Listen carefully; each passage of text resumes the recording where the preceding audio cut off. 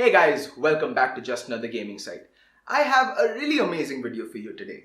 Now, as some of you may be aware, I used to use a Zowie EC1A in the past during all my streams and to play all my games.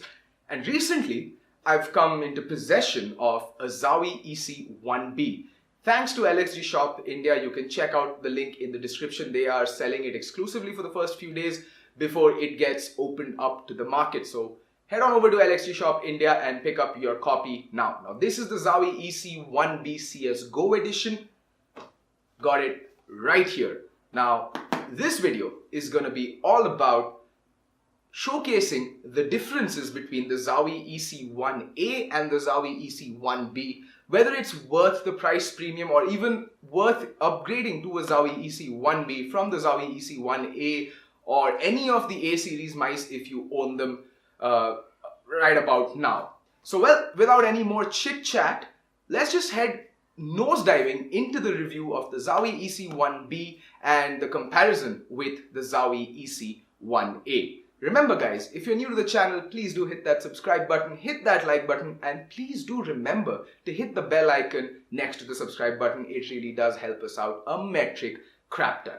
Alright, enough chit chat, into the goddamn review. Let's go.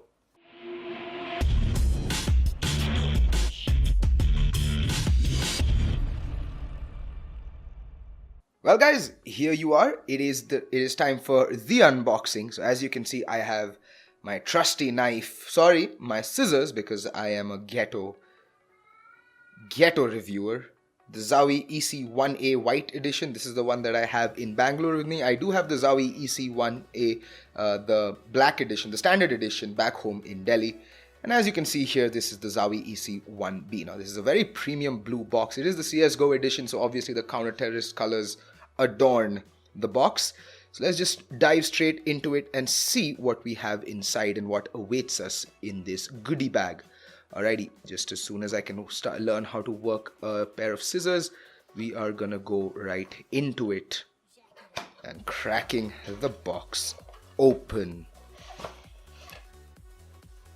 Now, as you can see, it's packed fairly well. You do have the plastic covering, which comes with its own, tape protections, just so that the mouse doesn't rattle in transition. I really like these little touches that Zowie makes while packaging their products. Although one thing I would say is that Logitech has a very good way of packaging their mice. They don't coil the cable like this. Instead, they wrap it around the whole thing. So it leads to fewer bends when you first unbox it and start using it. I do prefer Logitech's way of packing the cables as compared to the way Zowie does it. Anyway, that's just a minor little gripe I have with Zowie, but nothing major. Doesn't really cause any problems with the product. Anyway, taking the shell off, we see the glorious Zowie EC1B mouse right here, and in the package there are a couple of extra rubber feet for the mice. As you can see here, they've changed it a little bit, and a little warranty information and a user manual. Well, we can put that off to the side for now and just admire the beauty that is the Zowie EC1B side by side, as you can see, to the Zowie EC1A. Physically, they are pretty identical in size and shape. They have to be. They are of the same product lineup at the end of the day. So you're not going to see many differences in shape and or size. But right off the bat, as you can see, the scroll button feels the same, but the Zowie EC1A has a scroll button that gets lit up to indicate the DPI sensor, what DPI setting you're playing at, while the Zowie EC1B does not have that. And obviously you do have the CSGO logo up front and the fancy little coloring. Now I do like the color scheme on the Zowie EC1B. This is the CSGO edition, not the white one. The white one has a very, notorious habit of picking up smudges and stains over use. And it's a pain in the ass trying to get rid of them and from not showing, because at the end of the day, you want your mice to be looking pristine and clean and not smudgy and dirty.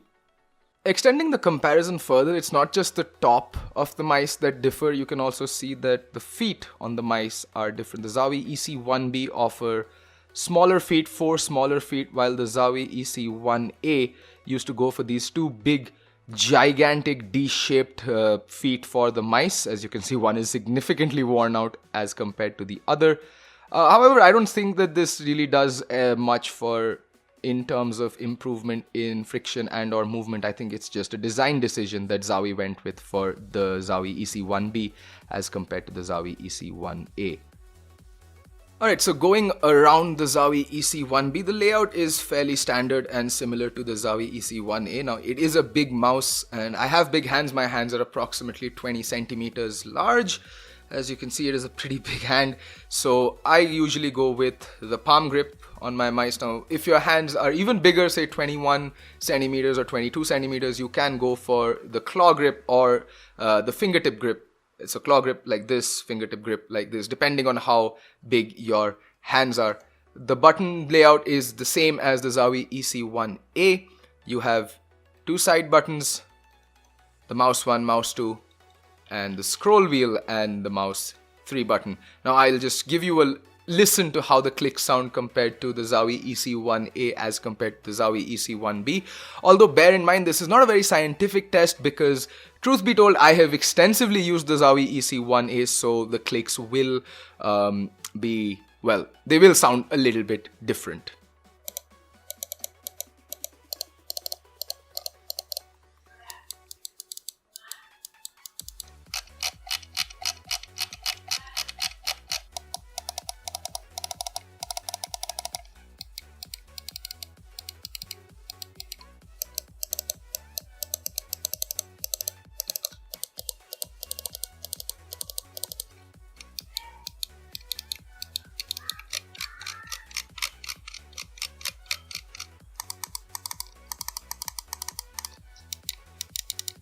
Alright, so as you can see that there is a slight difference in sound for the two between the two mice, the Zowie EC1A and the Zowie EC1B, but that is to be expected primarily because one is new and one is really old, almost a year old in fact.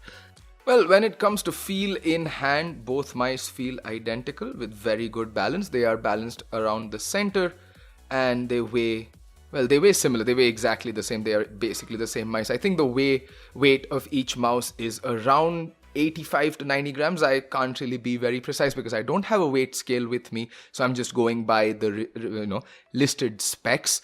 And as far as feel in hand and usage would go, I think they are fairly identical. So now it's just a question of how do they perform and what are the differences between the two sensors? Because the primary difference, apart from the color and the fact that, the DPI sensor, DPI indicator has been moved from the top of the mouse to the bottom of the mouse, is the sensor. The Zowie EC1B comes with the 3360 sensor and the Zowie EC1A used to ship with the 3310 sensor. So, without any more further ado, let's just jump straight into a deathmatch in Counter-Strike Global Offensive and test what really is the difference between the two mice, the Zowie EC1B and the Zowie EC1A, when it comes to their sensors.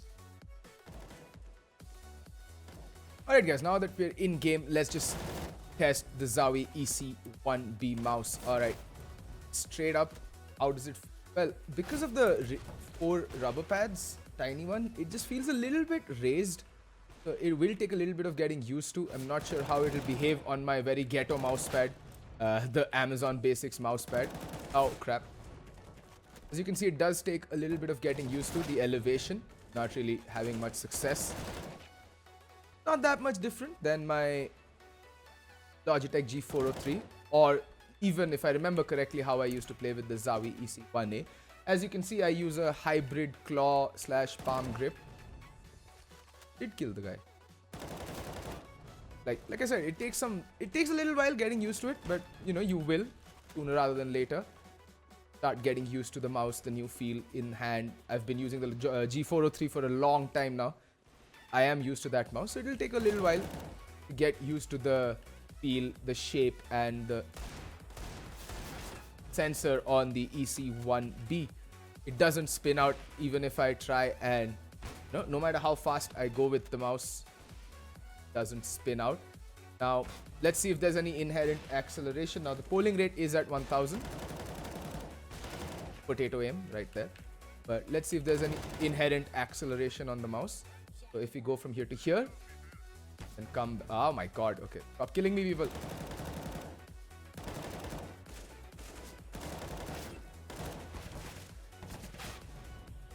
Alright, inherent acceleration. No, finishing where we started off seems like there is no acceleration. It's not a very scientific test, but it's the best one I can do right off the top of my head to give you, to tell you whether there is any acceleration or not. And seems like there isn't any whatsoever. Alright, so all in all, I'm really impressed with this mouse. I'd say I might be switching to this as my daily driver once my Logitech G403 conks off. And going by how fast I run through mice, I've been using the G403 for a year now, so I'd say it's pretty near end of life for me, because I am a very rough user of Le Mice. And as you can see, as you get a little used to it, like how it behaves on this Amazon Basics cloth mousepad surface, you do start fragging a lot more consistently and a lot better. As you can see, I'm snapping onto the heads. Tracking is not a problem whatsoever. Find the targets pretty easily.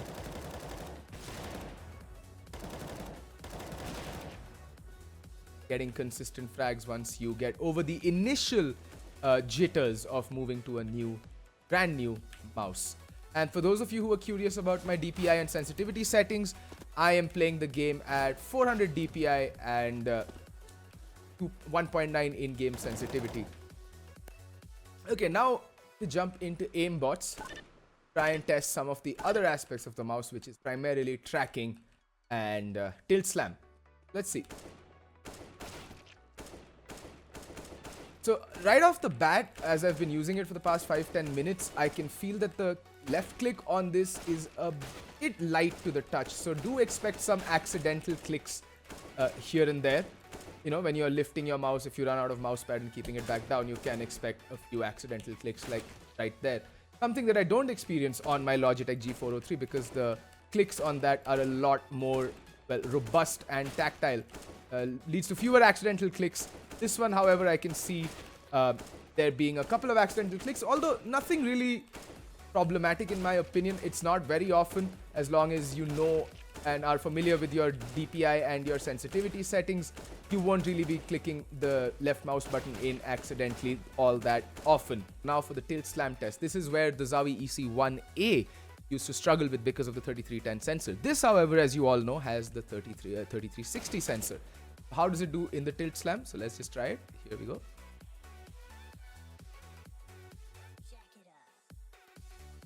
No matter how hard I try, the mouse does not spin out. It will track even on a very budget mouse pad. So I do this because, I understand not everybody has the money to go for the expensive GSR or the GTFX or even the Control Edition, Razer mousepad, Goliathus mousepads. Those are expensive products. The Amazon Basics extended mousepad, on the other hand, is $500. And if it can work on this mousepad, trust me, ladies and gentlemen, it'll work on any mousepad. Alright, so this has been the Zowie EC1B. Now let's just take a look quickly over at the Zowie EC1A to compare and contrast between the two mice. Moving to the Zowie EC1A, I'm using the same settings as I did with the Zowie EC1B for the interest of scientific accuracy. Just off the bat, right off the bat, I can tell you it feels very different because of the larger feet on the EC1A. It's just a lot more flush with the mousepad, but then it could also be due to the fact that, this is a worn out mouse. I've been using it for over a year. So that could also be a determining factor behind it feeling a lot more smoother and flush with the surface, a lot easier to move around. I did feel a lot more extra friction with the Zowie EC1B. I'll just take a look because of the raised tiny feet on it, as you can see right now. So, this could be a placebo effect because this is a mouse that I am intimately familiar with. Have been using it for almost over a year now, before having switched to the Logitech G403. But yeah, almost similar tracking. Like, look at this. This just, you can move it as fast as you want across the mouse pad and it will not lose any tracking whatsoever. It will not spin out. So that, again, the 3310 sensor, amazing sensor, one of the best of its time. Now that the Zowie EC2B does have the 32B sensor, it's just about the spinning out, the tilt slam spinning out. As you can see, if I try and do the tilt slam on the Zowie EC1A, it might spin out a couple of times. Well, like, it's not very common, but yeah, it does. There have been cases of reports of it spinning out every now and then. What is this? Valve. Please fix. But yeah, the Zowie EC1A does tend to spin out. There we go. See? It does tend to spin out if you tilt the mouse and slam it hard on the surface. But then, let's be honest, guys. I mean, how often? You're not flusher, right? You're not going to be lifting your mouse all that often. But even then, even if I'm trying, I have to try really hard to get it to spin out. And that's the only difference between the Zowie EC1A and the 1B. Everything else is similar. Let's try some acceleration tests. And yeah, it ends up where we started off. So there's no, well, real acceleration built into the mouse either. None that I can feel or, observe. So the differences between the EC1B and the EC1A, primarily the LED DPI sensor. You can't see that in this lighting, but it is on the top. I'll see if I get another color. Let's just put it up to mouse. Yeah, the camera. LED sensor is at the bottom of the mouse, no longer at the top. There is an added polling rate button that is at 1000 Hertz. Right off the bat, the default setting is 1000 Hertz. Apart from that, the Zowie EC1A did tend to spin out upon extreme slamming, tilt slamming, and back onto the mouse pad. Those are edge cases, really rare cases. Nothing really write home about. So here's my little bit of advice. If you're gonna upgrade to the EC1B, you're gonna do it regardless of what I say here or not. But if you have an EC1A or the FK1A, B, ZA, whichever Zowie mouse you have with the one, which is a 3310 sensor, you are in absolutely good hands. There is very little difference apart from the buttons, the side buttons.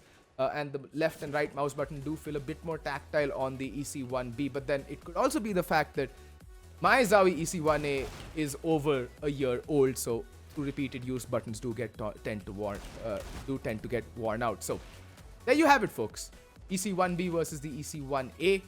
Should you upgrade? Should you not? In my opinion, if you have the EC1A or any other 1 series mouse, you don't necessarily need to upgrade. But if you want to, it is a very worthy successor to the acclaimed EC1A gaming mouse.